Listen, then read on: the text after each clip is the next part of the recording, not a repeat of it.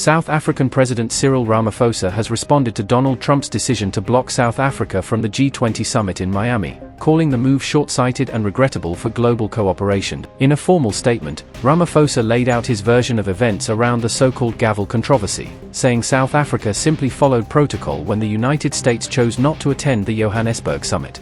Ramaphosa stressed that he repeatedly tried to reset relations with Washington, even as the United States imposed what he described as punitive measures and intensified its criticism of his government. Statement issued by the Presidency of the Republic of South Africa said, and I quote, "President Cyril Ramaphosa has noted the regrettable statement by President Donald Trump on South Africa's participation in the 2026 G20 meetings.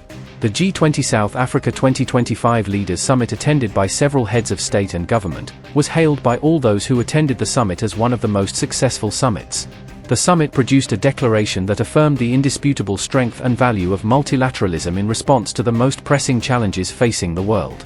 As the United States was not present at the summit, instruments of the G20 presidency were duly handed over to a U.S. embassy official at the headquarters of South Africa's Department of International Relations and Cooperation.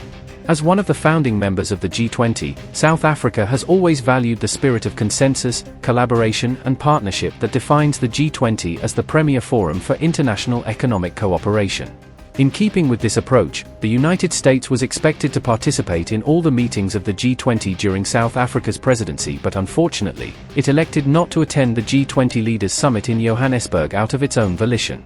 We are, however, pleased that U.S. entities such as businesses and civil society organizations participated in large numbers in G20-related activities such as the B20 and the G20 Social. South Africa values their participation. South Africa is a member of the G20 in its own name and right. Its G20 membership is at the behest of all other members.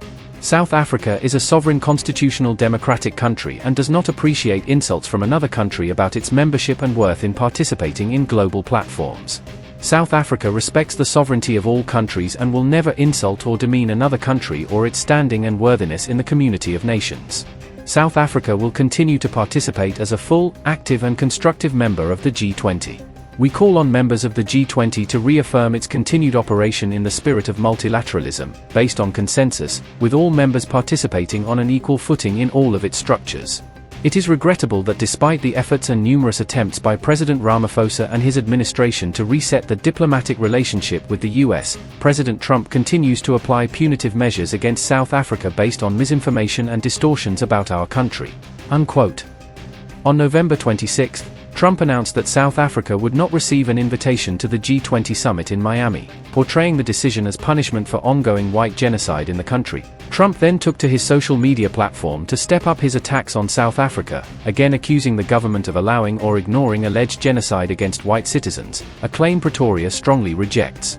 By tradition, the host of a G20 summit bangs a ceremonial gavel at the close of the meeting and then passes it on to the next host country, symbolizing the handover of the presidency.